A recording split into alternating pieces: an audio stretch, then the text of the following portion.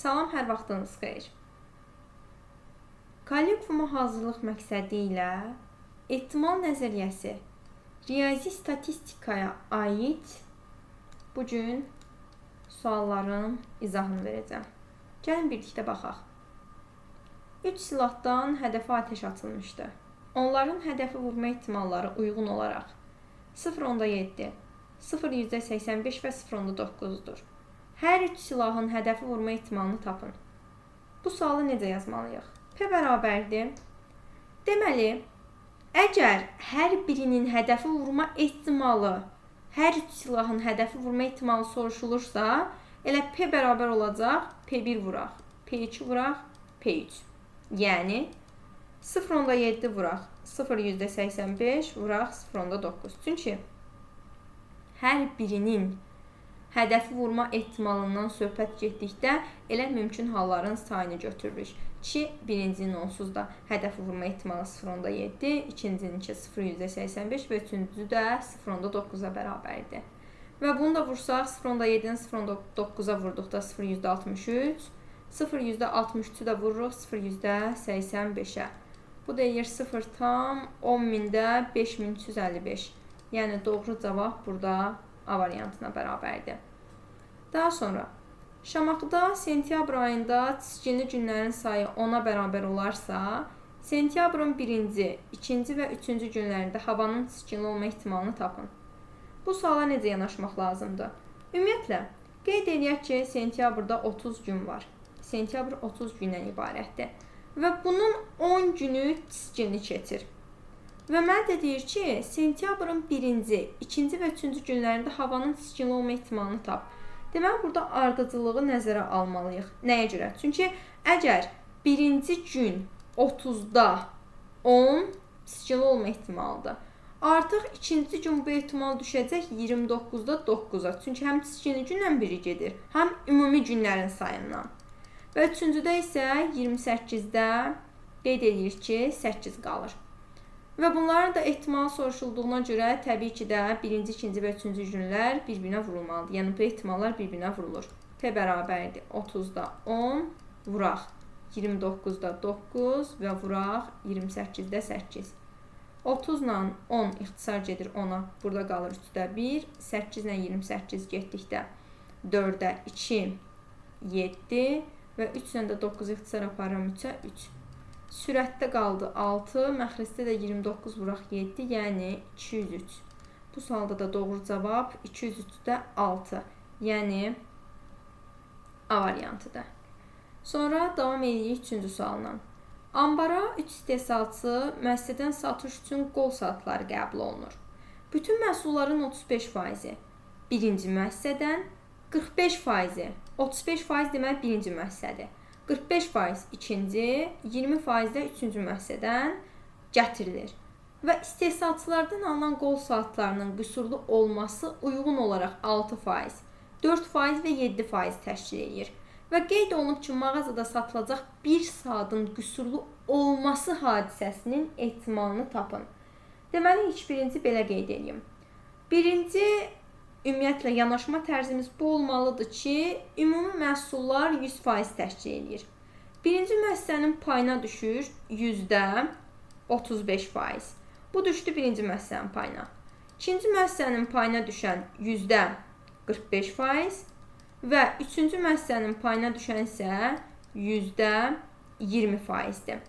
Və bunların qüsurlu olması ehtimallarına gəldikdə isə qeyd edirik ki, hansı ki, birincinin 6%, yəni %6% qüsurludur. Burada %4% və burada da %7% qüsurludur. Mənə də deyir, mağazada satılacaq bir saatın qüsurlu olma hadisəsinin ehtimalı.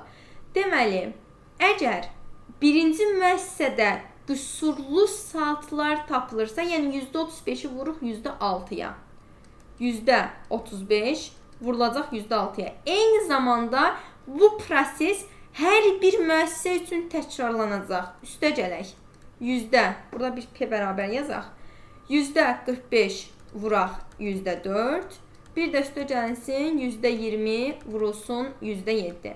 Nəhayət, bunu sadələşdirsək, eləyəcək 10.000-də 35-i 6-ya vururuq. 35-i 6-ya vuranda 210, üstə gedək. 45-i 4-ə vuranda 180, 27-yə də vuranda 140. Yəni, eləyir 10.000-də 530. 10.000-də 530 və burada da sıfırlar gedir. Qalır eləcə 0,1053. Vəssalam. Burada da doğru cavab 0,1053-ə bərabərdir. Daha sonra davam edirik növbəti sual, yəni 4-cü sualla.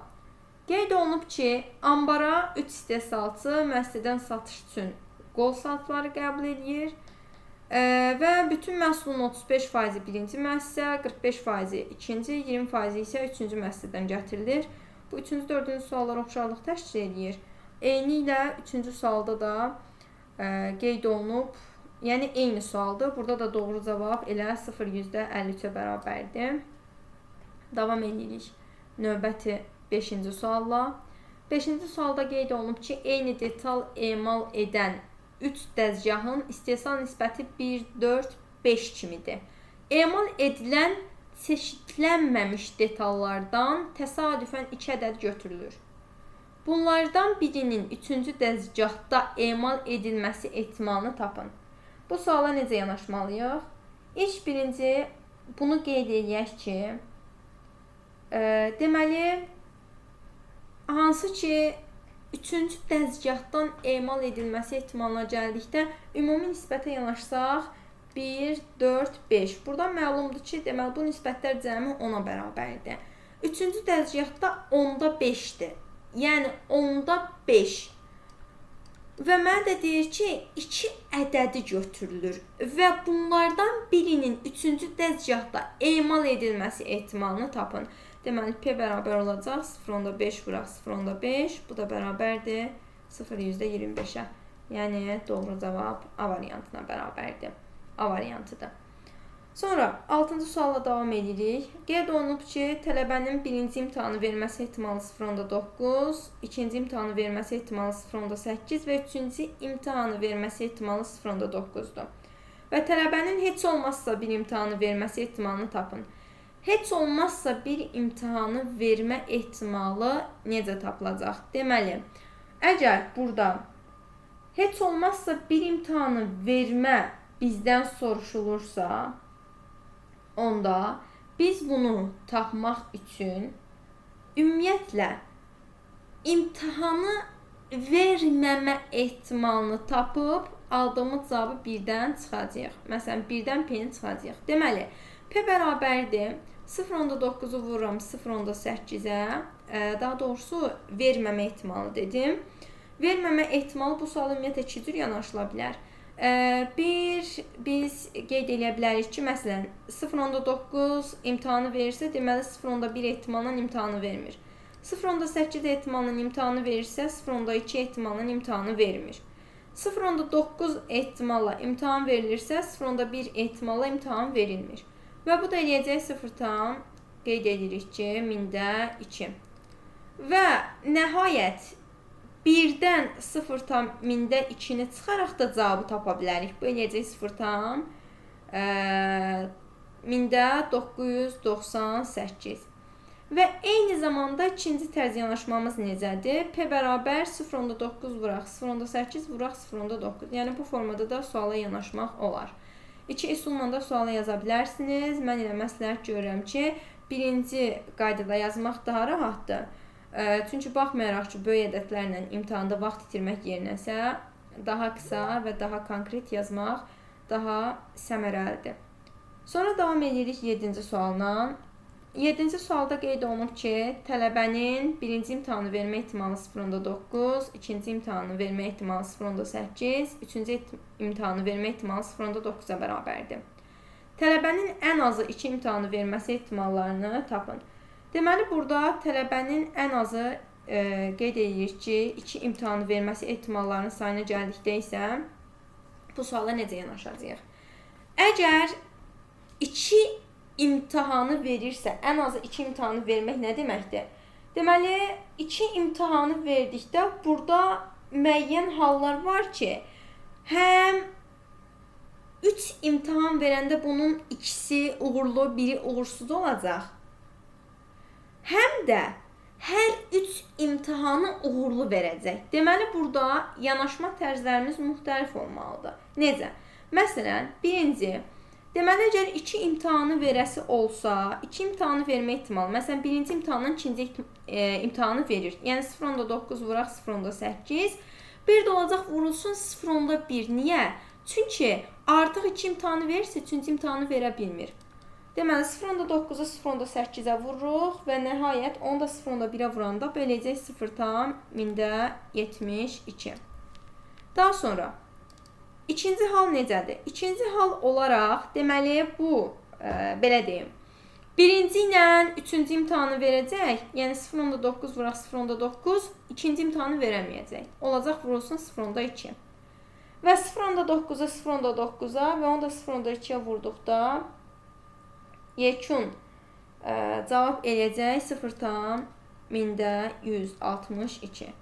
Sonra üçüncü halda eyni, birinci ilə eyni olacaq. Yəni, necə eyni olacaq? Məsələn, indi birinci imtahanı verənmiş, ikinci və üçüncü imtahanı verir. Və burada da birinci, üçüncü imtahanı vermə ehtimalı 0.9 olduğuna görə elə bu da olacaq 0.1 vuraq 0.9 vuraq 0.8. Bu da bərabərdir 0.172-yə.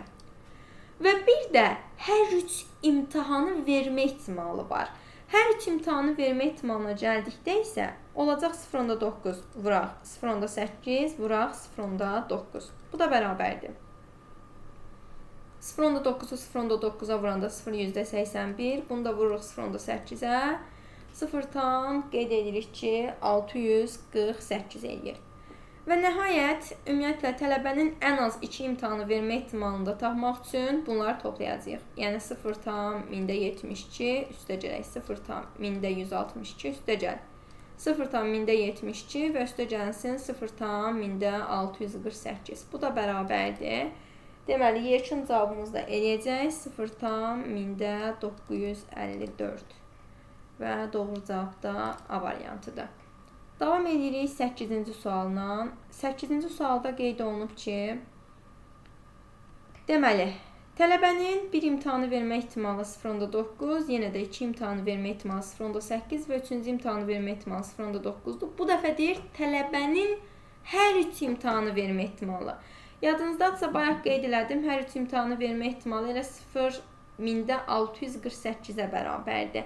Yəni, hər imtahanı verdikdə sadəcə olaraq 0.9 vur 0.8 vur 0.9. Yəni, hər üçünün imtahanı vermə ehtimalları bir-birinə vurulur və yekun cavab 0.648 eləyir.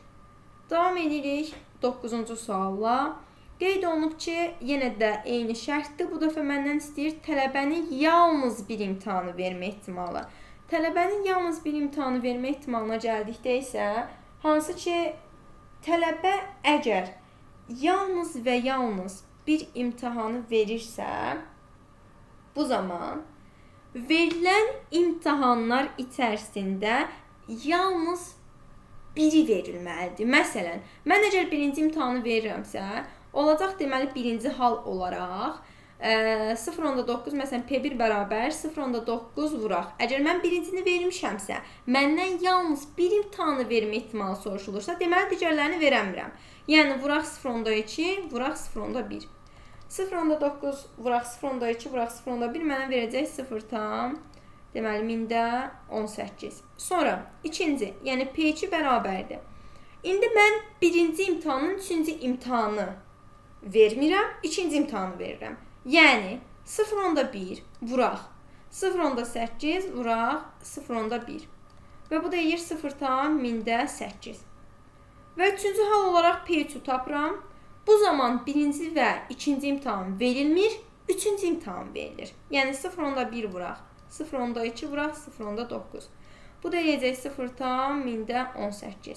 İndi mənə deyir tələbənin yalnız bir imtahanı vermə ehtimalını tap. Deməli, P bərabər olacaq 0.18 üstə gəl 0.8 üstə gəl 0.18. Bu da bərabərdir 0.44-ə. Doğru cavab olur C variantı. Davam edirik növbəti sualla, yəni 10-cu sualla. 10-cu sualda da yenə şərt eyni ilədir. Tələbənin bir imtahanı vermə ehtimalı 0.9, ikinci 0.8, üçü də 0.9-dur. İndi deyir tələbənin yalnız 2 imtahan vermə ehtimalı. Əgər tələbə yalnız ikinci imtahanı verirsə, digərlərini deməli verə bilmir. Necə olacaq? Olacaq P bərabərdir. Əgər birincini verəmirsə 0.1 vuraq. İkinci verilir. Uğurludur. Yəni 0.8 vuraq və üçüncü də verilmirsə, bu da olur 0.1. Və yekun cavabımız da 0.8-ə bərabərdir. Davam edirik 11-ci sualla. Yeşikdə 9 dənə detal var ümumi. Bunlardan 5-i standartdır, 4-ü də qüsurludur. Mənə deyir, birinci çıxarılan detalın standart olma ehtimalı. Deməli, əlverişli halların sayı mümkün halların sayına bölünür. Sadəcə olaraq qeyd edirik ki, standart detallar 5 dənədir və mümkün hallar, yəni ümumi detalların sayı da 9-a bərabərdir. Və cavabımız da olacaq P bərabərdir 9-da 5. Sonra 100 lotereya biletindən 3'ü uduşludur. Əgər 2 bilet alınmışdırsa, heç olmazsa bir biletin udması ehtimalını tapın. Necə tapırıq? Əgər 100 dənə lotereya bileti varsa və bunlardan 3'ü uduşludursa, deməli 97'si uduşsuzdur. Uduşsuz. Və əgər 2 bilet alınmışdırsa, heç olmazsa bir biletin udması ehtimalı. Deməli bir bilet udursa, artıq digər bilet uduzur. Yəni, məxəzdə olacaq kombinzon 100-dən 2-yə, çünki 2-dən bilet almışam axı. Və sürətdə isə sadəcə kombinzon 3-dən 1-ə, yəni bir dənə uduşlu götürürəm, bir dənə də uduşsuz. Vuraq, kombinzon 97-dən 1-ə bərabərdir. Deməli, bunu həll eləsək, 3 vuraq 97 bölək, kombinzonu da həll edirik, yəni kombinzon 100-dən 2, bu da olacaq 100 vuraq 99 və bölək 2. Və 2 ilə 100-ü ixtisar aparıram, burada qalır 50, 3 ilə də 99-u ixtisar apardıqda qeyd edirik ki, 33, bu da bərabərdir. Deməli, əslində heç burada 100 ilə 99-u ixtisar aparmaya da bilərdik. Amma ehtiyac yoxdur. Yəni 97 bölək olacaq 50 vurulsun 33. Bu da bərabərdir. Əgər bunu sadələşdirsək, 50-ni 33-ə vururuq. Gəlin görək necə eləyir. 50 vuraq 33, 15, 3 dəfə 0, 0, 15. Yəni, bu da eləyəcək 1650. Eləyir 97 bölək 1650. Bu da tam bölünmür, burada təqribi cavab alınır. Yəni, 97-ni 1650-yə böləndə burada təqribi bir cavab eləyir. Bu formada dövrlər, yəni 87-lər təkrarlanır və nəhayət mən bunu yuvarlaqlaşdırıram cavablara uyğun formada. Görürəm ki, bunu yuvarlaqlaşdıranda, məsələn, dövrüdür da, yuvarlaqlaşdırırıq, alırıq ki, 0 tam, deməli, 1000-də 100, 1000-də 59 sadəcə, 1000-də 59, çünki 8-dən sonra gələn 7-dir, yəni 5-dən böyük olduğuna görə üstünə 1 gəlirik, 0 tam 1000-də 59, və salam. Sonra davam edirik 13-cü sualla. 13-cü sualda da qeyd olunub ki, yeşikdə 7 dənə detal var. Bunların 5-i standartdır, ikisi qüsurludur. Birinci çıxarılan detalın qüsurlu olma ehtimalını tapın. Necə tapırıq? Deməli, 7 dənə detal var, 5-i standart, ikisi qüsurludursa və mənə də deyir, birinci çıxarılan detalın qüsurlu olma ehtimalı. Deməli, P bərabər olacaq, yenə mümkün halların sayı 7-yə bərabərdir və mənə də deyir ki, birinci çıxarılan detalın hansı ki, qüsurlu olması ehtimalı, qüsurlu da 2 dənədir. Yəni, doğru cavab 7-də 2-yə bərabərdir. Cavab da olur Y variantı. Sonra davam edirik növbəti 14-cü sualla. Yeşikdə 7 dənə detal var. Bunlardan 5-i standartdır, ikisi qüsurludur. İndi deyir, birinci çıxarılan detalın standart olma ehtimalı. Birinci çıxarılan mümkün halların sayı yenə 7-dir. Əlverişli halların sayı isə 5-ə bərabərdir. Yəni, standartı bölürük ümumi detalların sayına. Sonra davam edəcəm növbəti 15-ci sualla. 15-ci sualda qeyd olunub ki, hansı ki 9 mərtəbəli binanın birinci mərtəbəsində 4 sakin liftə mindi.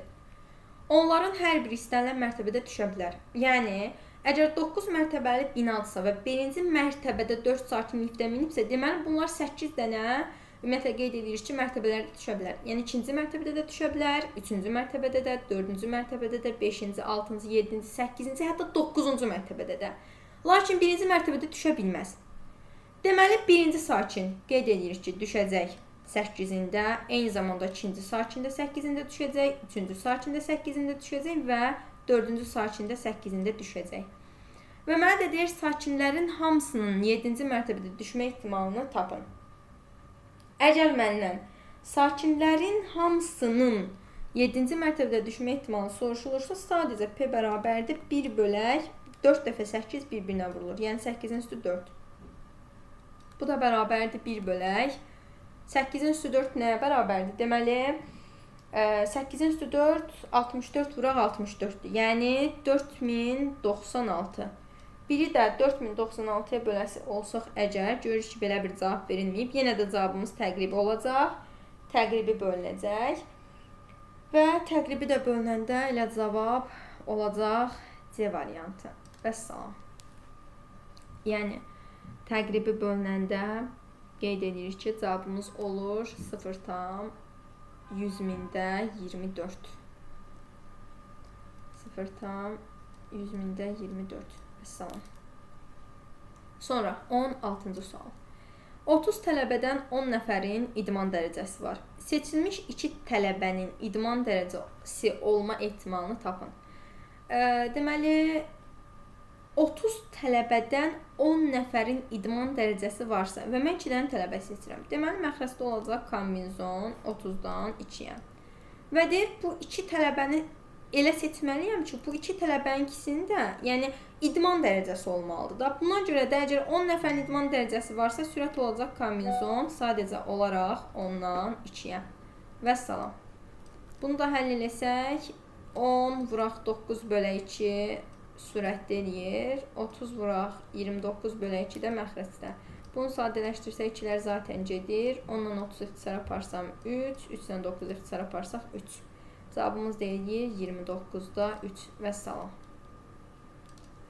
Davam edirik 17-ci sualla. 17-ci sual da maraqlı suallardan biridir. Qeyd olunub ki, deməli hərflər verilib F, Ə, A, N, M, R. Deməli 6 dənə hərf var. 6 hərfimiz var və bunlar ayrı-ayrı kartlarda yazılıb. Uşaq kartları təsadüfi qaydada götürür. Deməli uşaq gəlir kartları təsadüfi qaydada seçir, götürür və ardıcıl olaraq düzür. 6 kart götürüldükdə qeyd olunub ki, fərman sözü əmələ gəlir. Yəni kartların hamısı götürülür, hərflərin hamısı götürülür və burada fərman sözü əmələ gəlirsə, sadəcə olaraq P bərabər olacaq 1 bölünsün 6 faktorial. Çünki burada hər hansı bir fərqli bir şərt yoxdur. Sadəcə 6 dənə kart ardıcıl düzürəm və burada adı, sözü əmələ gətirirəm, fərman adını yaradıram. Ona görə məxrəsdə olacaq 6 faktorial, 6 hərfdir və müxtəlif hərflərdir. Sürətdə sadəcə 1-ə bərabərdir. 1 bölək 6 faktorial, bu da bərabər 1 bölünsün 720. Vəssalam. Doğru cavab da B variantıdır. Davam edirik 18-ci sualla. 4 müsabiqə iştirakçısının çıxış etməyə ardıcıllığı püşkatma ilə təyin edilir.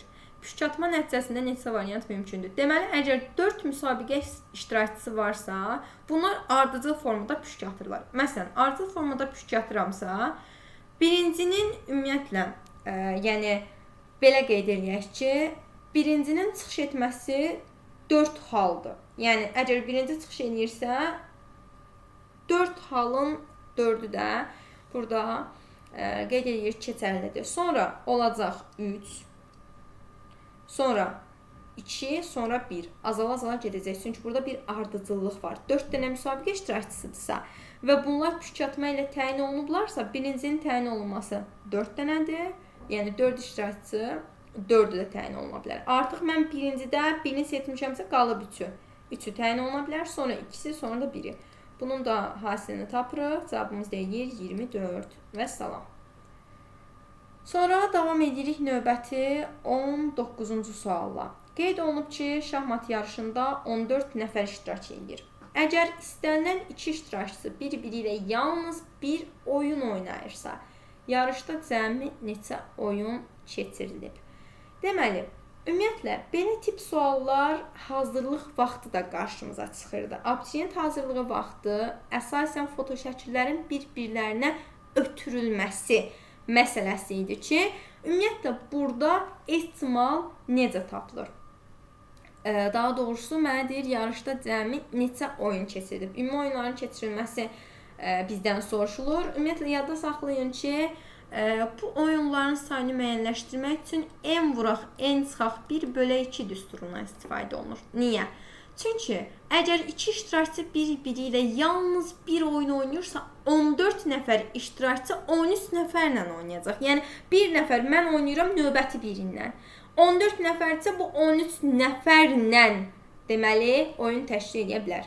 Deməli, qeyd olunur ki, bu da 14 vurulsun 13, gətirib n-in yerinə 14 yazırıq, bölünsün 2. 14-dən 2 ixtisar gedir, qalır eləcə 7 vuraq 13, doğru cavab da 91-ə bərabərdir və salam. Davam edirik 20-ci sualla. Bir günün cədvəli 5 dərsdən ibarətdir. 9 fən üçün bu cədvəli neçə üsulla tərtib etmək olar? Deməli, burada əgər bir gün üçün cədvələ 5 dərs ayrılıbsa və 9 fən deyəndə, məsələn, bir günə mən eyni fəni salmıram ki, məsələn, Azərbaycan dilidir.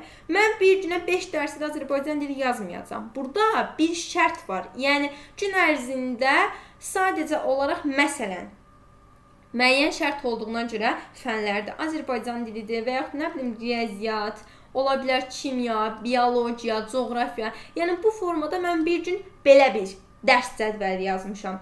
Hər bir gün, yəni əgər həftə içi dərslər keçirilirsə 5 gün və bunun hər birində şərtlər bu formada dəyişiləcək. Yəni mən gətirib 5 fən əgər salıramsa, eyni fəni Azərbaycan dilinə 5 dərsə salmıram. Ona görə müəyyən şərt olduğuna görə qeyd edir ki, ehtimal bərabər permutasiya sadəcə 9-dan 5-ə. Bu da bərabərdir 9 vuraq 8, vuraq 7, vuraq 6, vuraq da 5 və salam. Bunu da hasilini tapırsınız. Demək 7 dəfə 6 42, 42-ni vururuq 5-ə. 42-ni 5-ə vuranda 210, 210-da vuracaq 72-yə. 210-da 72-yə vuranda bu da eləyəcək 15120 və salam. Doğru cavab da olur A variantı. Sonra davam edirik 21-ci sualla. Qeyd olunub ki, qrupda 25 nəfər var. Qrup rəhbərini, onun mavinini, bir də həmkarlar təşkilatına nümayəndə seçmək lazımdır. Deyir, bunu neçə üsulla etmək olar? Ümumiyyətlə, əgər eyni vəzifəyə nümayəndə təyin edirəmsə, bu zaman kombinizondan istifadə olunur. Yox, ayrı-ayrı vəzifələrə nümayəndələr təyin edirəmsə, bu zaman permutasiyadan istifadə olunacaq. 25 nəfərdir, ona görə olacaq permutasiya 25-dən. Əgər 3 dənə vəzifə olduğuna görə də sadəcə 3-ə, yəni permutasiya 25-dən 3-ə. Bu da bərabər 25 vuraq 24, vuraq 23 və salam. 25-i 24-də vururuq, 600, 600 də vuracaq 23-ə. Bu da eləyəcək 13800. Yəni, cavab olacaq C variantı. Yeşikdə 400 detal var. Bunlardan 150 ədədi birinci növdür, 120 ədədi də ikinci növdür, qalanı üçüncü növdür. Və yeşikdən çıxarılan bir detalın bir və ya ikinci növ olmasının üsullar sayını tapın. Deməli, birinci növ 150 idilə, ikinci növdə 120 idi.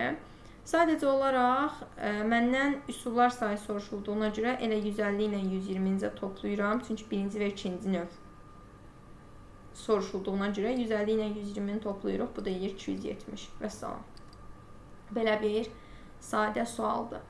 Sonra oyun zərinin atılması zamanı 1, 2, 3, 4, 5, 6 xallarından biri düşə bilər. Tək xalın düşmə ehtimalı. Ümumiyyətlə, oyun zərini atıramsa, burada qeyd edirik ki, mümkün halların sayı ilə 6-ya bərabər olur.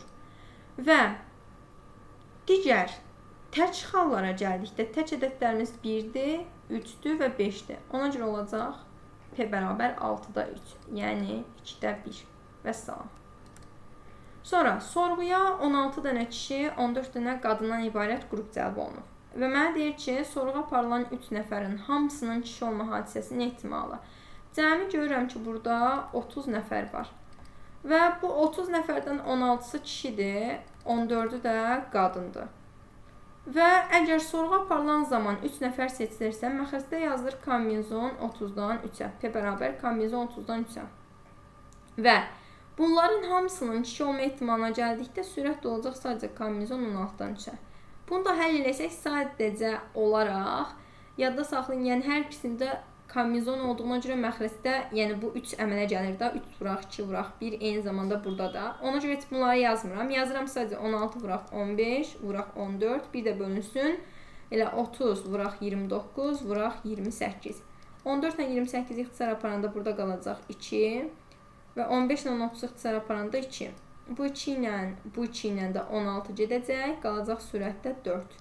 Yəni 4 bölünsün 29. Burada da doğru cavab olacaq A variantı. Sonra davam edirik 25-ci sualla. Qeyd olunub ki, 25 şagirddən neçə üsulla sinif prezidenti və növbətçi seçmək olar. Bunu bayaq da qeyd elədim ki, əgər müxtəlif vəzifələrə nümayəndə təyin edirəmsə, bu zaman permütasiyadan istifadə olunacaq. Yəni 25 şagirdsə olacaq 25-dən, 2 vəzifə olduğuna görə 2-yə. Və bu da bərabər 25 vuraq 24, bu da bərabərdir 600-ə. Vəssalam. Deməli, doğru cavab 600-dür. Sonra 26-cı sualda qeyd olunub ki, mağazaya gətirilən 30 televizordan 5-də gizli qüsur var. Deməli, 30 dənə ümumi televizorum var və bunun 5-i qüsurludur.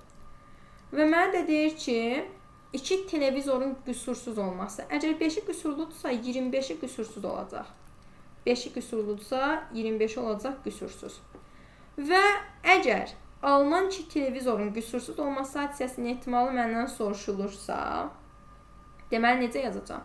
Mən əgər 2 dənə televizor almışamsa, ümumi televizorların sayı 30 idi. Olacaq kombinezon 30-dan 2-yə məxrəcdə.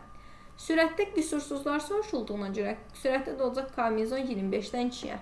Yenə də deyirəm, bu ikiləri yazmağa heç ehtiyac da yoxdur. Zaten 25 vuraq 24 bölü 2 yazıram. Bir də 30 vuraq 29 bölü 2 yazanda bu ikilər gedir. Ümumiyyətlə, əgər kombinezonda hər hansı bir ədəddən ədədə deyəndə bu ikilər və yaxud da üçlər, yəni sağ tərəfdəki ədədlər bərabər olanda onu bir də məxrəcdə yazmağa ehtiyac yoxdur. Sonra ixtisarımı aparıram sadələşdirmək üçün. Məsələn, 24 ilə 30 ixtisar aparacağam 6-ya. Burada qalacaq 4, burada qalacaq 5. 5 ilə də 25 ixtisar gedəndə 5. Cavabım eləyəcək 29-da 20. Və görürəm, belə bir cavab verilməyib. Qaydıram şərtə. Deyir, 58 P kimi qeyd edim. Mən P almışam 29-da 20. Deməli, 58 də vuracağım 29-da 20-yə. 58 ilə 29 ixtisar gedəcək 29-a. Burada qalacaq 2. 2-ni də 20-yə vuranda yekun cavab olacaq 40. Vəssalam. Deməli, doğru cavab da olacaq A variantı. Sonra 27-ci sual. Sorğuya 6 kişi, 4 qadından ibarət qrup cəlb olunub. Sorğu aparılan 3 nəfərin hamısının qadın olması ehtimalı. Deməli, cəmi 10 nəfər var və bu 10 nəfərdən qadınların sayı 4 dənədir. Yəni 4 dənə qadın var. Mən də deyir ki, deməli, sorğu aparılan 3 nəfərdir. Yəni, P bərabər, məxrəcdə olacaq kombinezon 10-dan 3-ə. 10 nəfərdir. Bunun 3-ü sorğuda iştirak edir. Və bu 3 nəfərin 3-ü də qadındır. Yəni, sürətdə də olacaq kombinezon 4-dən 3-ə. Vəssalam, yenə deyirəm, sağdakı ədədlər bərabər olduğuna görə yazmırıq kombinezonda. Olacaq sadəcə 4 vuraq, 3 vuraq, 2, bir də bölünsün, 10 vuraq, 9 vuraq, 8. İxtisarlarımı aparıb sadələşdirsəm, 4 dəfə 2, 8, bu 8 ilə gedəcək. 3 ilə də 9 ixtisar aparacam. Yekun cavabım da olacaq 30-da 1. Vəssalam. Cavab da olur C variantı. Davam edirik 28-ci sualla. Elektrik stansiyasında 4'ü qadın olmaqla 12 dənə mühəndis işləyir. Hər gün növbəyə 3 dənə işçi çıxır və onların 3-ünün də kişi olması ehtimalını tapın. Deməli, 4'ü qadındırsa 8'i kişidir. Və deyir ki, onların 3'ünün də hər gün növbəyə 3 işçi çıxır və onların 3'ünün də kişi olma ehtimalı. 12 mühəndis olduğuna görə məxrəcdə yenə kombinezon 12-dən 3-ə. Sürətdə də kombinezon olacaq 8-dən 3-ə. Bunu da həll eləsə yenə 3'ləri yazmayacağam. Ehtiyac yoxdur məxrəcdə bunları yazmağa. Sadəcə 8 vuraq, 7 vuraq, 6 bölək 12 vuraq, 11 vuraq, 10. İxtisarlarımı aparıram. 6 ilə 12 ixtisar gedəndə 2. 2 ilə 8 ixtisar aparıram. 4. Və 4 ilə 10 ixtisar aparsaq burada 2, burada 5. Yəni cavabımız deyəcək 55-də 14. Yəni 2-ni 7-yə vuruq 14. 5-i də 11-ə vuranda 55. Gəldik nəzəriyyə sualına. 29-cu sual. Aşağıdakı təkliflərdən hansılar doğrudur? Gəlin baxaq.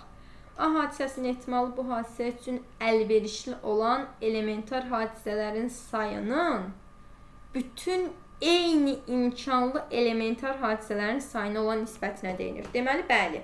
A hadisəsinin ehtimalı əlverişlilərin eyni imkanlı. O bayaqlar qeyd eləmişdim. Əlverişli halların sayı bölünür mümkün halların sayına. Burada da artıq o qeyd olunur ki, deməli, mən əgər A hadisəsinin ehtimalını tapmaq istəyirəmsə, məsələn, bayaqdan 7 detal deyirdi, 5 standartdır, ikisi də nə bilim ya sadədir və yaxud da ya qüsurludur, belə. Deməli, burada da mən nəyi istəyirdisə, məsələn, standart istəyirdi, 5-i bölürdüm ümumiyə. Burada da deyir, əlverişliləri bölürük eyni imkanlılara, yəni mümkün hallılara. Deməli, birinci cavab doğrudur, birinci fikir doğrudur. A hadisəsinin ehtimalı bu hadisə üçün əlverişli olan elementar hadisələrin sayının bütün eyni imkanlı elementar hadisələrin sayına olan hasili yanlışdır. Hasil yox, nisbət. Deməli, ikinci yanlışdır. 3. İki bircə olmayan A və B hadisələrinin cəminin ehtimalı bu hadisələrin ehtimalları cəminə bərabərdir. Bu zaten doğrudur. Yəni P AB bərabərdir. PA üstə gəlinsin P B-yə. Yəni ki, onların cəminin ehtimalları cəminə bərabərdir. Və üçüncü də doğrudur. Cavabımız olacaq elə 1, 3. Dördüncüdə də deyir, 2 bircə olan A və B hadisələrin cəminin ehtimalı bu hadisələrin ehtimalları cəminə bərabərdir. Bu yanlışdır. Bircə olan yox, bircə olmayan olmalıydı. Ona görə də bu fikir yanlış hesab olunur. Sonra keçirik 30-cu suala. Qeyd olunub ki, 30-cu sualda aşağıdakı təkliflərdən hansılar yanlışdır? A hadisəsinin ehtimalı bu hadisə üçün əlverişli olan elementar hadisələrin sayının bütün eyni imkanlı elementar hadisələrin sayına olan nisbətinə deyilir. Birinci fikir doğrudur. Bayaq qeyd elədik. Sonra A hadisəsinin ehtimalı bu hadisə üçün əlverişli olan elementar hadisələrin sayının bütün eyni imkanlı elementar hadisələrin sayına olan hasilinə deyilir. Bu yanlış fikirdir. Nəyə görə? Qeyd elədik ki, hasil yox, əslində olmalıydı, nisbət. Ona görə yanlışdır. Məndən elə yanlışları soruşduğuna görə bir düzgünü idi, bir götürmürük. Cavabımız elə olacaq 2. 2 bircə olmayan A və B hadisələrin cəminin ehtimalı bu hadisələrin ehtimalları cəminə bərabərdir. Bu doğrudur. Və 2 bircə olan A və B hadisələrin cəminin ehtimalı P A üstə gəlib B bərabər, P A üstə gəlsin PB, bir də çıxılsın PAB. Bu birisi nəyə bənzəyir? Hansı ki, çoxluqların əsasən birləşməsində deyirdik, NA B bərabərdir NA, yəni birləşmə bərabərdir NA üstə gəlinsin MB, bir də ki, çıxılsın onların kəsişməsi. Bax, bu qayda ilə yadınızda saxlaya bilərsiniz. Burada da elə eyni şey qeyd olunur ki, yəni A və B hadisələrinin birləşməsi onların ayrı-ayrılıqda cəmlərindən onların yəni hasili kəsişməsi çıxılır və salam. Deməli, yanlış fikir olacaq yalnız və yalnız 2. Davam edirəm 31-ci sualla. Qeyd olunub ki, n sayda Bernoulli sınaqlarında n bərabər 10, p bərabər 0.9 olarsa ən böyük ehtimallı ədəd tapın. Ən böyük ehtimallı ədəd necə tapılır? Ümumiyyətlə, ən böyük ehtimallı ədəd tapmaq üçün MP çıxaq ki, kiçik bərabər M0, o da kiçikdir, kiçik bərabərdir. MP üstə gəlinsin P düsturundan istifadə olunur. Yəni, ən böyük ehtimallı ədəd deyəndə, burada M0-ın tapılması bu qayda iləndir. Deməli, burada verilib ki, M bərabər 10, P bərabər 0.9. P bərabər 0.9-dursa, 2-də bərabərdir, 1 çıxılsın P. Yəni, 1-dən 0.9-u çıxanda alırıq ki, cavabımız 0.1-ə bərabərdir. Gətirirəm, burada yerinəcə qoyuram hamısını. Olacaq deməli 10 vuraq MP 0.9 çıxaq 2, yəni 0.1 kiçik bərabər M0, o da kiçik bərabər MP. Yəni 10 vuraq 0.9, bir də üstə gəlsin P 0.9. Sadələşdirsəm onu 0.9-a vuranda 9, 9-dan 0.1 çıxanda 8.9. Kiçik bərabər M0, o da kiçik bərabərdir. 9-un üstə 0.9 gəndə eləyəcək 9.9. Və alıram ki, bunu ödəyən tam ədəd, yəni ən böyük ehtimallı ədəd 9-a bərabərdir. Doğru cavab olacaq A variantı. Davam edirik 32-ci sualla. Sexdə 5 dənə mühərrik var və hər bir anda mühərrikin qoşulma ehtimalı 0.8-ə bərabərdir. Bütün mühərriklərin qoşulması ehtimalını tapın. Bütün mühərriklərin qoşulması ehtimalına gələndə, əgər bir mühərrik, yəni 0.8-ə bərabərdirsə, bir anda mühərrikin qoşulması, ümumiyyətlə, bir mühərrikin qoşulma ehtimalı 0.8 olanda 5 dənə mühərrik olduğuna görə P bərabər olacaq elə 0.8 vuraq 0.8 vuraq 0.8 vuraq 0.8 və nəhayət vuraq 0.8 və salam. Burada da alırıq ki, elə cavabımız 0,100.000-də 32.768-ə bərabərdir və salam. Yəni, ümumiyyətlə, burada əsasən ehtimalı tapanda P bərabər P1 vurulsun, P2 vurulsun, P3, vuraq P4, vuraq P5. Çünki hər biri eyni imkanlıdır, axı hər bir anda mühərrikin qoşulma ehtimalı 0.8-dir. Yəni, müəyyən bir şərt və yaxud da ki, müəyyən bir fərqlilik olmadığına görə mühərriklər arasında sadəcə standart qaydada bundan istifadə eləmək lazımdır. Davam edirik 33-cü sualla. Elektrik lampasının saz olma ehtimalı 0.8-ə bərabərdir. Təsadüfi götürülən 5 elektrik lampasından 3-ünün saz işləmə hadisəsinin ehtimalını tapın. Deməli, əgər 3-ünün saz işləmə ehtimalı soruşulursa, mən bunu necə tapacağam? Ümumiyyətlə, yadda saxlamaq lazımdır ki, əgər deməli, saz olma ehtimalı 0.8-ə bərabərdirsə və 6 dənə də elektrik lampam var. Deməli, onda qeyd edirik, M bərabər olacaq 6-ya, sonra K bərabər olacaq 2-yə, bir də P bərabər də 0.8-ə. Deməli, saz olma ehtimalı çünki 0.8-dir. Əgər P 0.8-isə Q olacaq 0.2. Mənə də deyir ki, hadisəsinin deyir, ehtimalını tapın. Necə tapıram?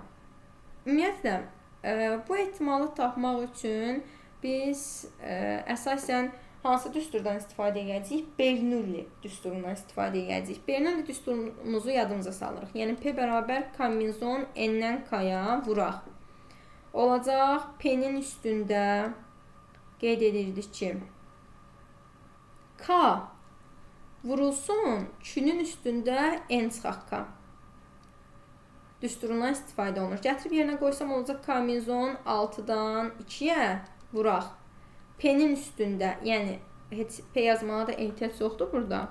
Olacaq 0.8-in üstündə 2 vurulsun, Q-nin üstündə, yəni 0.2-nin üstündə də N çıxaq K, yəni 6 çıxaq 2, bu da yiyəcək 4. Bunu sadələşdirsəm, kombinizon 6-dan 2-yə bərabər olacaq 6 vuraq 5 bölə 2, yəni 15. Olacaq 15 vuraq 0.8-in kvadratı 0,64. Bir də vurulsun 0.2-nin üstü 4. 0.2-nin üstü 4 nəyə bərabərdir?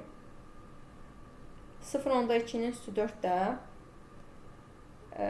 qeyd edirik ki, burada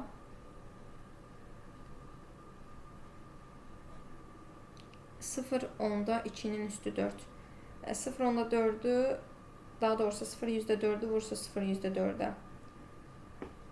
Gəlin, vuraq tapaq. 0,4. Burası olsam 4 dəfə 4, 16, 6 yazaq. 1 yadda, 1, 0, 0, 0, yenə 0, yenə də qeyd edir. 0, 0, 0 formasına gedir. 6, 1, 0, 0, 0. 4-dən də vergül ayırsam 0,10.000-də 16 edir. Bir də vurulsun 0,10.000-də 16. Bu da bərabərdir. Yekun cavab olaraq 15-i vururuq 0,64-də. 15-ə 0,64-də vuranda bu eləcək 0,96. 0,96-ya 0,10.000-də 16-ya da vuranda bu da bərabərdir. Qeyd edirik ki, olacaq nə? Yekun cavabımız olacaq 0,100.000-də 1536. 0,100.000-də 1536.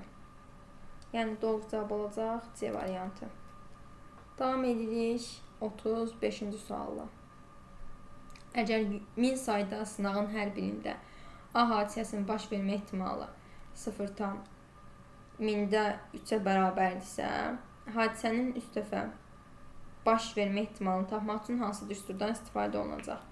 Deməli, qeyd edirik ki, əgər n 1000-ə bərabərdirsə və p də bərabərdir 0,1000-3-dürsə, bu zaman əsasən burada Bernoulli və yaxud da Poisson düsturlarından istifadə olunur. Bəs nə zaman Bernoulli, nə zaman Poisson? Mən görürəm ki, mən burada Bernoulli'dən istifadə eləməyim, mənim sadəcə yolumu çətinləşdirir. Sanki aparıb özümüzü salırıq torpaq yola. Ona görə də Bernoulli yox, Poisson düsturundan istifadə olunacaq. Niyə? Əsasən biz qeyd edirdik ki, əgər MP kiçik bərabərdir. Əgər NP kiçik bərabər 10-dursa, bu zaman elə Poisson düsturundan istifadə eləmək lazımdır. Yəni, mini də 0,1000-3-ə vuranda 3 eləyir da. 3 də zaten ondan kiçikdir. Buna görə də məsləhətli Poisson düsturdur. Sonra davam edirik növbəti 36-cı sualla. 36-cı sualda nə qeyd olunub?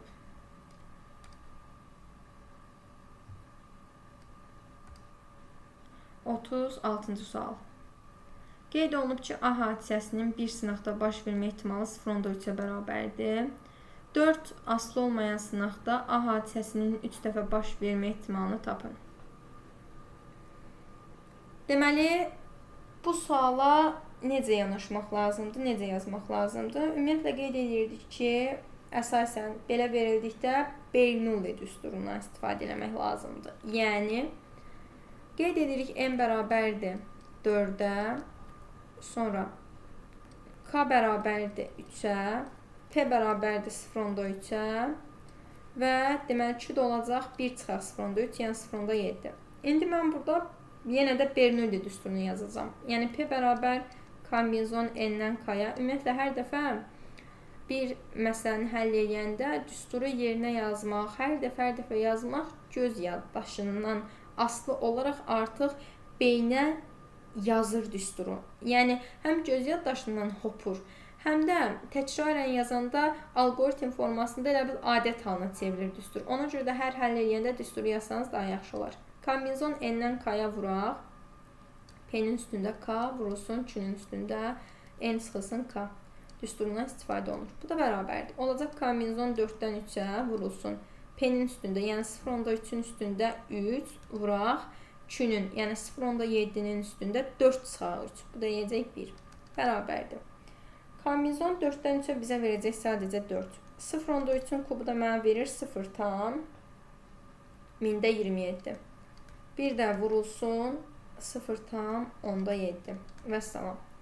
4-ü 0,1000-27 və onu da 0,7-yə vursaq, 4-ü 0,7-yə vuranda yiyəcək 2,8 və bunu da 0,1000-27-yə vurası olsaq, elə bil 28-i 27-yə vururuq, oradan da vergül ayrası olsaq, nəhayət, yekun cavab eləyəcək 0,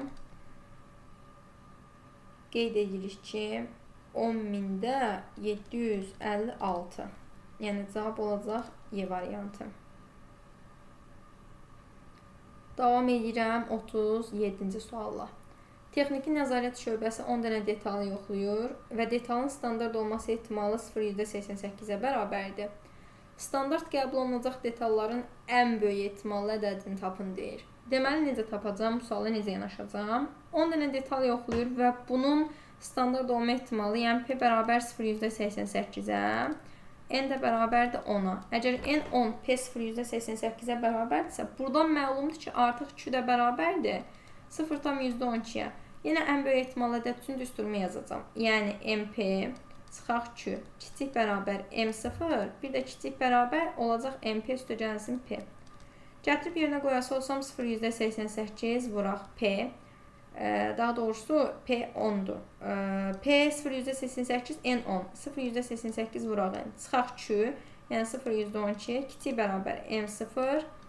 O da kiçik bərabər mp. Yəni onu 0,88-ə vururuq. 8 onda 8 üstəgəlsin p. Yəni 0,88. 8 onda 8-dən 0,12-ni çıxanda Bu mənə verəcək 8,68. Kiçikdir. Kiçik bərabərdir M0. O da kiçik bərabərdir. Olacaq 9,68. 9,68. Deməli, buradan da məlumdur ki, ən böyük ehtimalı ədədimiz 9-a bərabərdir. Yəni 8,68-dən böyük, 9,68-dən kiçik tam ədəd 9-dur. Doğru cavab da olacaq B variantı. Davam edirik 38-ci sualla. Verici təlimatçısının yoxlanılmasına görə orta hesabla hər iki kiçik müəssisədən biri maliyyə intizamını pozur. Və qeyd olunub ki, 10.000 qeydiyyatdan keçmiş kiçik müəssisənin 4.800-dən 5.200-ə qədərinin maliyyə intizamını pozma ehtimalını tapın. Deməli, bu suala necə yanaşmalıyıq? Necə tapmalıyıq? Deməli, biz burada qeyd edirik ki,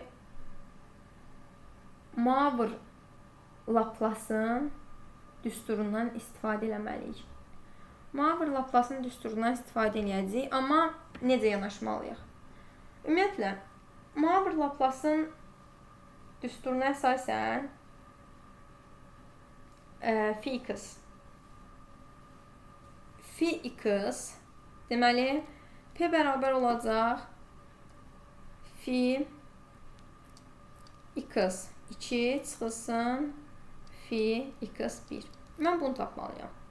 Amma burada x2 ilə x1 necə tapılır? Demək, ümumiyyətlə, bizim x-lar üçün düsturumuz var idi. x1 bərabər idi m1 çıxaq mp bölək kökün altında np2. Mən burada x1-i tapası olsam, əgər onda olacaq m1. m1 nədir burada? Mən əvvəlcə bunu qeyd edeyim. Deməli, burada qeyd edirik ki, n o 1000'dir. P 0,5'dir. Q da 0,5'dir. Çünki 1 çıxaq P-dir. Daha 0,5 hardan alıram? Deyək, kiçik müəssisədən, 2-dən kiçik müəssisədən biri maliyyə intizamını pozur. Ona görə 0,5 olur. Və mənə də deyir ki, deməli, maliyyə intizamını pozma ehtimalını tapın. P 0,5, Q 0,5. İndi burada M1 4800'dür. Çünki 4800-dən 5200-ə qalxıb. M1 bərabərdir 4800-ə. M2 də bərabərdir 5200-ə. İndi bunu həll edirəm. Əvvəl MP-ni tapacağım hasili. MP bərabər olacaq. Yəni, qeyd edirik ki, 10.000-i vuracaq 0,5-ə. Bu da yiyəcək 5.000. Yəni, yarısını 2-də 1-ə vururuq. Bir də kökün altında MP2. Bu da bərabər kökün altında 10.000-i vururuq 0,5-ə. Onu da vururuq 0,5-ə. Yəni, elə bil 10.000-i qeyd edirik ki, 2 dəfə 2-də 1-ə vursaq, bu da eləyəcək 2500, buradan da çıxacaq 50. Deməli, MP2 kökün altında MP2 50-yə bərabərdir. MP hasilindəki 5000-dir. Gətirib yerinə rahat yazıram. 4800 çıxılsın 5000 bölünsün 50. Bu eləyəcək -200 bölək 50. Bu verdi mənə -4. Bir də x2-ni də tapanda sadəcə burada fərqi nə olacaq? M1-in yerində duracaq M2. Yəni M2 çıxaq MP bölünsün M2 çıxaq MP bölünsün kökün altında MP2 bərabər. Burada da olacaq sadəcə 5200 çıxılsın 5000 bölünsün 50. Bu da verəcək mənə -4. Mən də demişəm ki, phi x2 çıxaq phi x1. Phi x2 aldım 4. Yəni olacaq hətta phi x2 yox, sadəcə x2-yə 4 almışam. Phi 4 çıxılsın. x1-ə -4 almışam. Bu olacaq phi -4. Mənfini də qabağa verəcək olacaq üstəcə phi 4. Və bu da bərabərdir ki, phi 4-ə. Və salam. Doğru cavab da olacaq B variantı. Bu da belə bir maraqlı sual idi. Davam edirəm 39-cu sualla. Qeyd olunub ki, verici təlimatçısının yoxlanmasına görə orta hesabla hər iki kiçik müəssisədən biri maliyyə intizamını pozur və 10.000 qeydiyyatdan keçmiş kiçik müəssisənin 4600-dən 5400-ə qədərinin maliyyə intizamını pozma ehtimalını tapın. Eynicə şərtdir, bircə dənə bu ədədlər fərqlidir. Yəni M1, M2-lər fərqlidir. Yerdə qalan məsələn MP hasilinə bayaqlarımı almışdıq 5000. Bir də ki kökün altında MP2-yi almışdıq 50. Gətirib yerinəcə yazırıq yenə. X1 bərabər olacaq M1 çıxaq MP bölək kökün altında MP2 bərabərdir. M1-imiz 4600 idi. Olacaq 4600 çıxaq 5000 bölünsün 50. Bu mənə verəcək mənfi 400 bölək 50 bərabər mənfi 8-ə. X2 ilə bərabərdir yenə M2 çıxaq MP bölək kökün altında NP2. Bu da bərabərdir. Deməli 5400-dən çıxacağıq 5000-i böləcəyik 50-yə. Bu da bərabər olacaq müsbət 8-ə. Və P bərabərdir, yenə qeyd elədim, ehtimalı tapanda fi x2-dən çıxacam fi x1-i. Burada da x2-yə müsbət 8 almışdım. Deməli olacaq fi bərabərdir. Fi 8 çıxılsın, fi mənfi 8, mənfi yenə qabağa versə olacaq fi 8. Yəni üstə gələk. Bu deyir 2, hansı ki fi 8. Doğru cavab da olacaq B variantı. Davam edirik 40-cı sualla. 40-da da qeyd olunub ki, vergi təlimatçısının yoxlanılmasına görə orta hesabla hər iki kiçik müəssisədən biri maliyyə intizamını pozur eyni şərtdir. 10.000 qeydiyyatdan keçmiş kiçik müəssisənin 4700-dən 5300-ə qədərinin maliyyə intizamını pozma ehtimalı. Deməli, yenə M bərabər olacaq 10.000-ə, MP hasili 5000, MP2 kök altda bərabər 50. M1 4700 və M2 də bərabərdir 5300-ə. Yazıram. X1 bərabərdir. Yenə X1-mi tapacam. Olacaq M1, yəni 4700 çıxaq 5000 bölək 50, yəni MP2. Bu da bərabər. Mənfi 350-yə bölsək cavab olacaq mənfi 6. X2 də bərabərdir. Demək 5300-dən çıxacağıq 5000-i böləcəyik 50-yə. Bu da bizə verəcək müsbət 6. Yəni yekun cavab olaraq P bərabərdir yenə də fi x2 çıxaq fi x1 və bu da bərabər mənfi söhbət olduğuna görə yenə də fi 6 çıxaq fi mənfi 6. Bu da deyir 2 fi 6. Vəssalam. Doğru cavab olacaq B variantı. Davam edirik 41-ci sualla. Kitabın nəfis çap olunması yoxlanılır. Kitabın nəfis çap olma ehtimalı 0.9-a bərabər olarsa, götürülmüş 3 kitabdan ancaq ikisinin nəfis çap olma ehtimalını tapın. Deməli, qeyd edirik ki, P bərabər 0.9, yenə Bernoulli düsturundan istifadə edəcəyik və M bərabər 3, K bərabər 2. Bir də Q-nü rahatca tapıram P-yə görə, Q də bərabərdir 0.1. Deməli, kombinzon P bərabərdir kombinzon N-dən K-ya Bernoulli düsturuna görə. Vuraq Q-nün üstündə N çıxaq K, vuraq P-nin üstündə K. Bərabərdir. Kombinzon olacaq 3-dən 2-yə vuraq P-nin üstündə, yəni 0.9-un üstündə 2, bir də vurulsun Q-nün üstündə N çıxaq K. Q-nün üstündə N çıxaq K-ya da gəldikdə qeyd edirik ki, 0.1-in üstündə 1 sadəcə. Kombinzon 3-dən 2-yə mənə nə verəcək? Bərabərdir. 3 vuraq 2 bölək 2 bərabər 3-ə. Yəni 3 vuraq 0,81, bir də vurulsun 0.1. Bu da bizə verəcək 0.3 vuraq 0,81. Bu da bərabərdir 0,1243. Yəni doğru cavab A variantına bərabərdir. Davam edirik 42-ci sualla. Sexdə 5 dənə deyir mühərrik var və hər bir anda mühərrikin qoşulma ehtimalı 0.8-ə bərabərdir. Bütün mühərriklərin qoşulma ehtimalını tapın. Yenə də buna aid ya bu sual ya da buna aid bir sual var idi qabaqçı sualların içində. Yenə də əgər hər bir anda mühərrikin qoşulma ehtimalı 0.8-dirsə, P bərabər olacaq. Yenə də P1 vuraq, P2 vuraq, P3, P4, P5. 5 dənə mühərrikdir. Yəni 0.8-i 5 dəfə öz-özünə vururuq. Yekun cavabımız da olacaq 0,100.032.768. Vəssalam.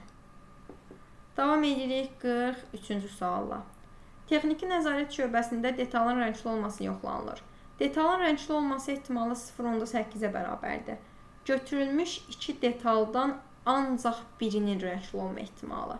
Deməli, P bərabər 0,8, Q bərabər 0,2-yə. Sonra, qeyd edirik ki, 2 dənə detal götürmüşəmsə, M bərabər 2-dir və K da bərabərdir 1 olacaq.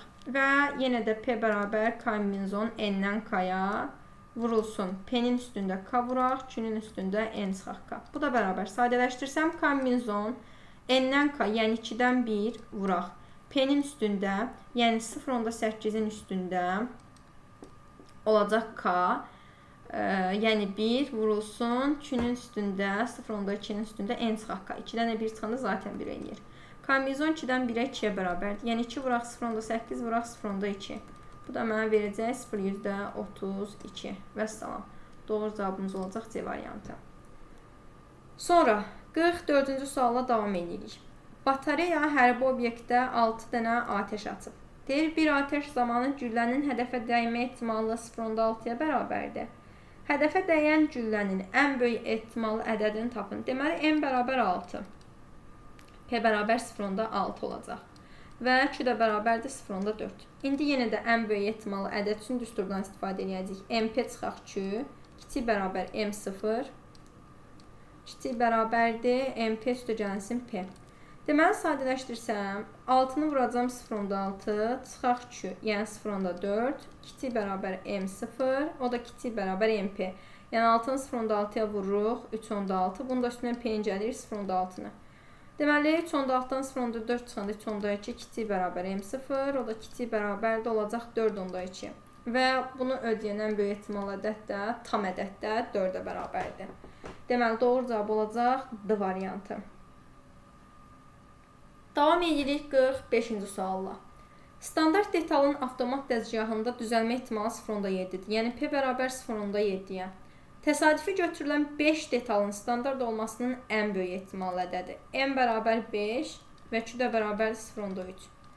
Mənə də deyir, ən böyük ehtimal ədədi tap. Yenə eyni düstur. MP çıxaq Q, kiçik bərabər M0, o da kiçik bərabər olacaq MP üstəgəlsin P. Yəni 0,7 vuraq 5, çıxaq Q, yəni 0,3, kiçik bərabər M0, o da kiçik bərabər 0,7 vuraq 5 üstəgəlsin 0,7. Sadələşdirsəm 0,7-ni 5-ə vuranda 3,5. Bundan 0,3 çıxanda 3,2 eləyəcək. Kiçik bərabər M0, kiçik bərabər 3,5 ilə 0,7 də 4,2 eləyir. Burada da yenə şərti ödəyən ən böyük ehtimalı ədədimiz olacaq 4. Doğru cavab da olacaq B variantı.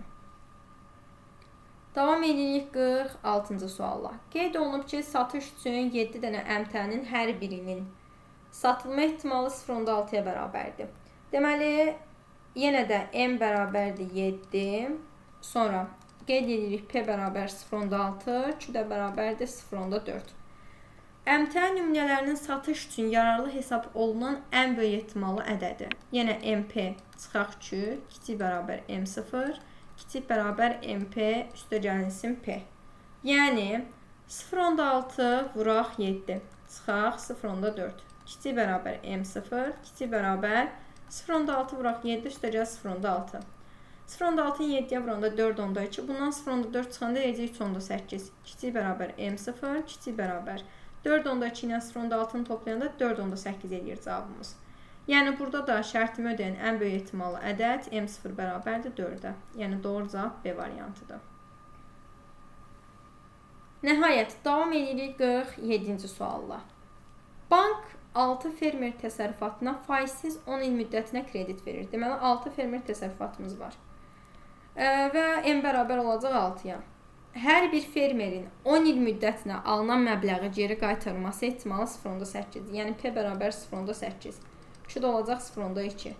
Və mənə də deyir ki, kreditin qaytarılmasının ən böyük ehtimal ədədini tapın. Yenə eyni düstur. MP çıxaq Q, kiçik bərabər M0, kiçik bərabər MP üstəgəl P. Yerinə qoyası olsam 6 vuraq 0,8, çıxaq Q, yəni 0,2, kiçik bərabər M0, kiçik bərabər MP, yəni 6 vuraq 0,8 üstəgəl P, 0,8.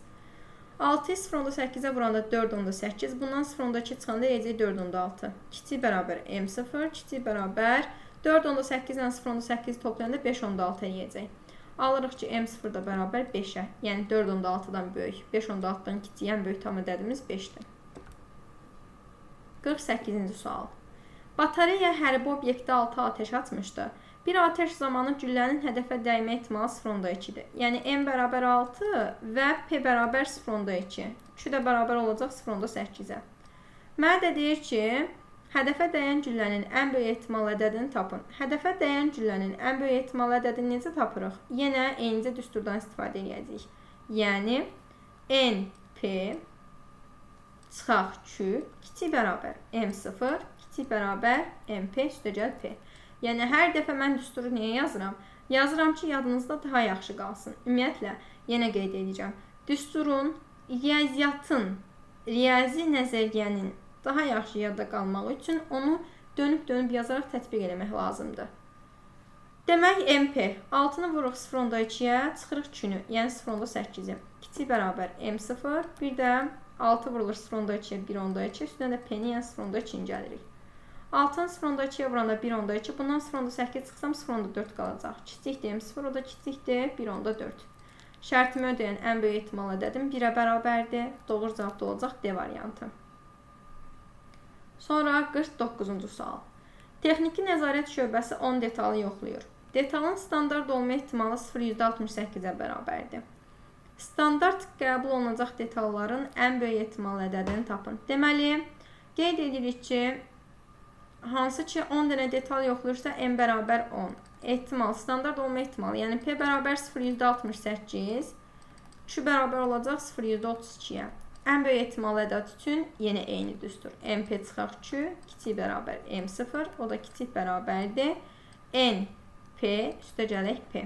Yəni 10 vuraq 0,68, çıxaq 0,32. Kiçik bərabər M0, kiçik bərabər 10-u 0,68-ə vuranda 6.8, üstə gəlinsin 0,68. Sadələşdirsəm, deməli 6.8-dən 0,32-ni çıxırıq. Böləcək 6 tam 48, %48 kiçik bərabər M0, kiçik bərabərdir. 6 tam %68-dən 0 tam %68-i toplasaq, 7 tam %48 edir. Və bunların arasında yerləşən ən böyük ehtimalı ədədimiz isə 7-yə bərabərdir. Nəhayət 50-ci suala gəldik, çatdıq. Qeyd olunub ki, standart detalın avtomat dəzgahda düzəltmə ehtimalı 0,84-dür.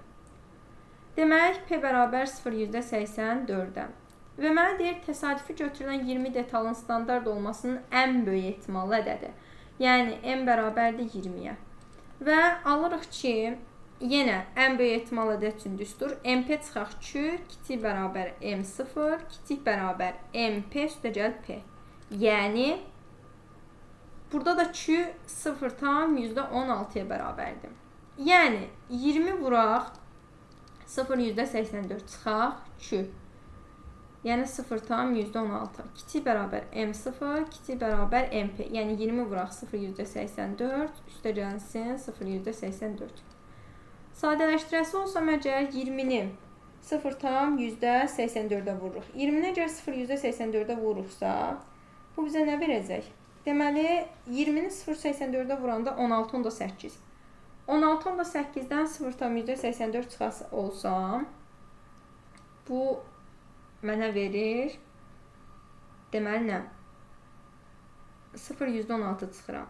16.8-dən 0,16 çıxanda 16-dan %64. Kiçik bərabər M0, o da kiçik bərabərdir. 16 tam daha doğrusu 10.8-dən 0 tam %84 toplayanda, bu da mənə verir 17 tam %64. Demək, M0 da burada bərabər olacaq 17-yə. Vəssalam.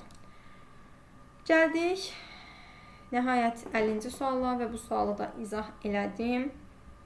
Və bu sualların davamı izah olunacaq və buna görə də kanalımızı izləməyi unutmayın və kanalda növbəti sualların izahı veriləcək. Sağ olun, salamat qalın.